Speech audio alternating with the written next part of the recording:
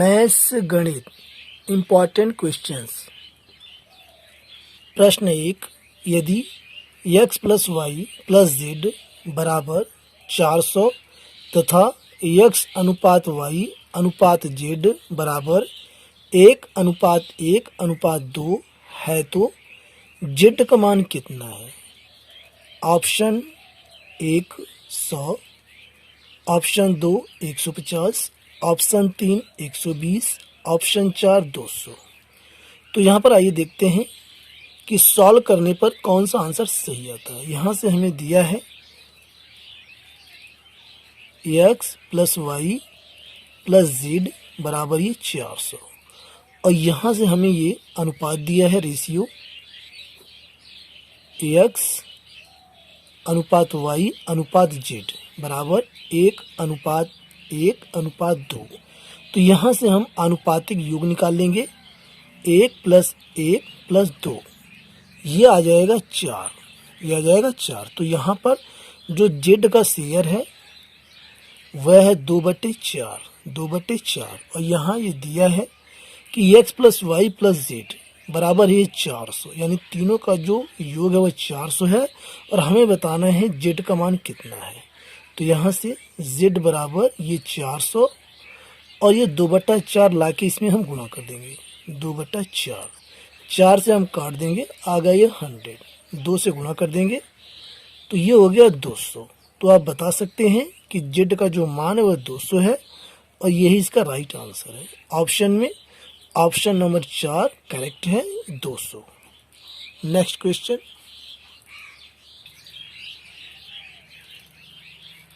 प्रश्न 2, एक वर्ग की भुजा 6 सेंटीमीटर है। वर्ग के अंदर बनने वाले सबसे बड़े वृत्त का क्षेत्रफल कितना है? तो यहाँ से पहले हम एक वर्ग बना लेंगे। ये देखिए, ये हमने एक वर्ग ऐसे जो है बनाया और वर्ग की चारों भुजाएं बराबर होती हैं और यहाँ पर हमने बड़े से बड़ा जो है वृत्त हमने बनाया जो इन चारों भुजाओं को टच करके जाता है। ये मैंने रफ बनाया है और ये इसका केंद्र है और ये कह रहा है कि वर्ग की भुजा 6 सेंटीमीटर है। तो ये भुजा जो है ये 6 सेंटीमीटर है, इसकी चारों भुजाएं जो है बराबर है।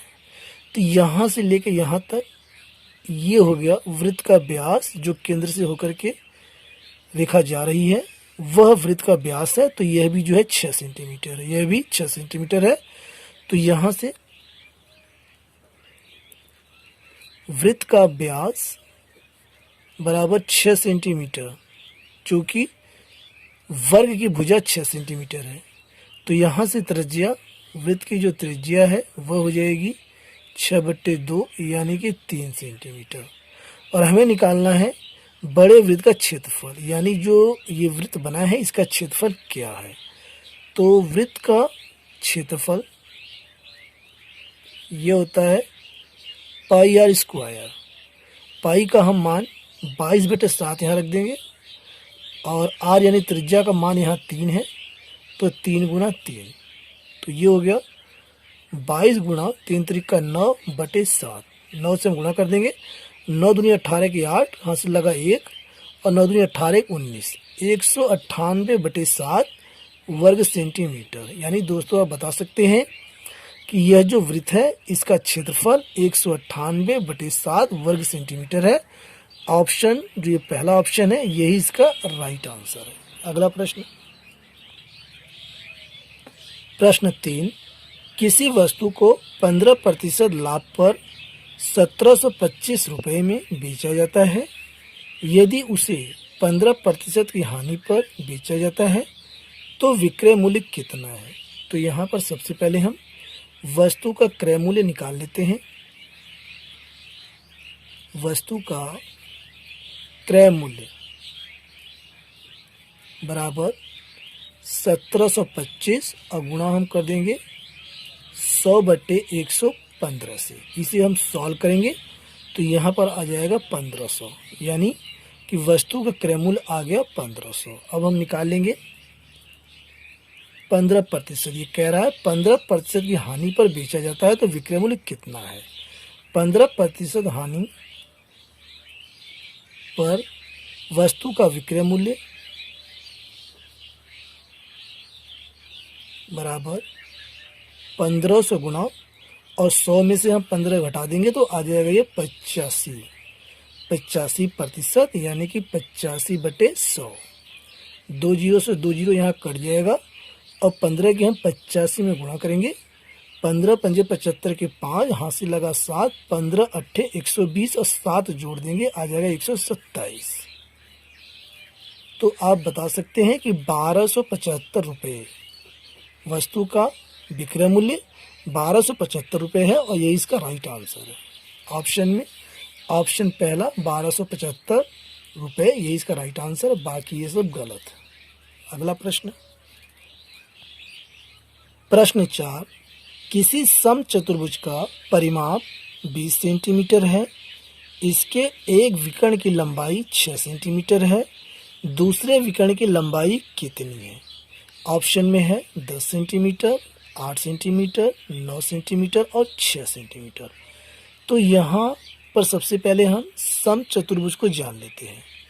समचतुर्भुज इस प्रकार से होता है, इसकी जो है चारों भुजाएं बराबर होती हैं, लेकिन इसके विकर्ण हैं जो वह बराबर नहीं होते हैं।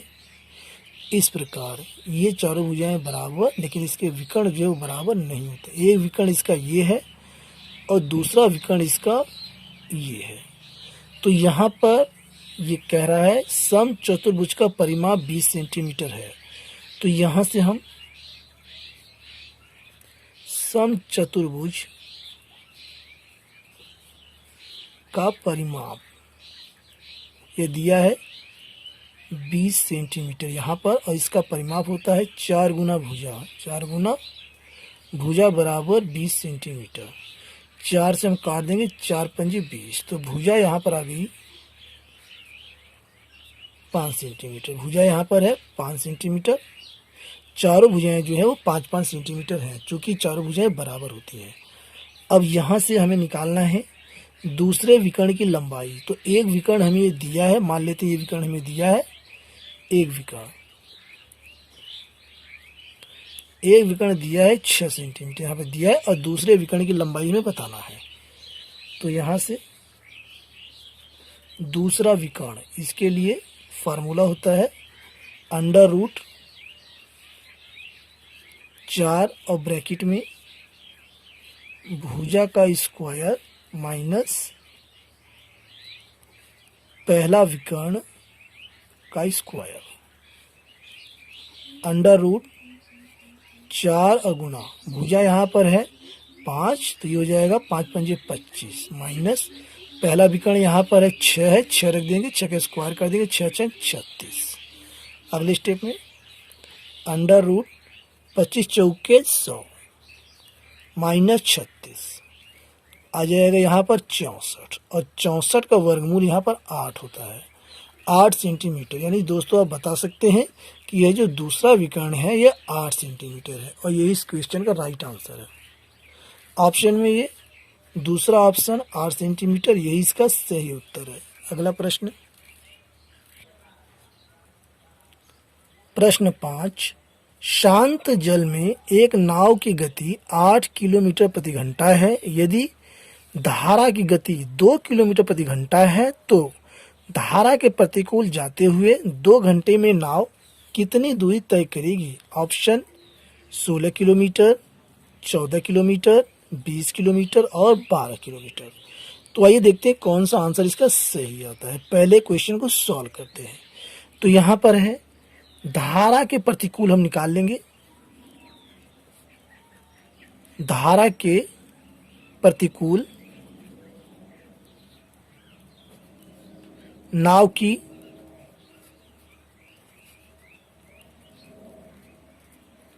सापेक्ष चाल बराबर 8 किलोमीटर माइनस 2 किलोमीटर। तो ये आ गया आपका 6 किलोमीटर प्रति घंटा। यह धारा के प्रतिकूल नाव की सापेक्ष चाल है, और हमें निकालना है ये दूरी। 2 घंटे में कितनी दूरी नाव तय करेगी?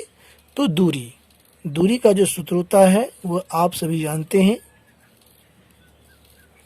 चाल गुणा समय। चाल यहाँ पर है 6 किलोमीटर प्रति घंटा और समय यहाँ पर है दिया है 2 घंटे। तो 6 दूनी 12, 6 दूनी 12 किलोमीटर। यानी आप बता सकते हैं कि नाव जो है वो 12 किलोमीटर की दूरी तय करेगी और यही इस क्वेश्चन का राइट आंसर है। ऑप्शन ए चौथा ऑप्शन 12 किलोमीटर, यही इसका सही उत्तर है।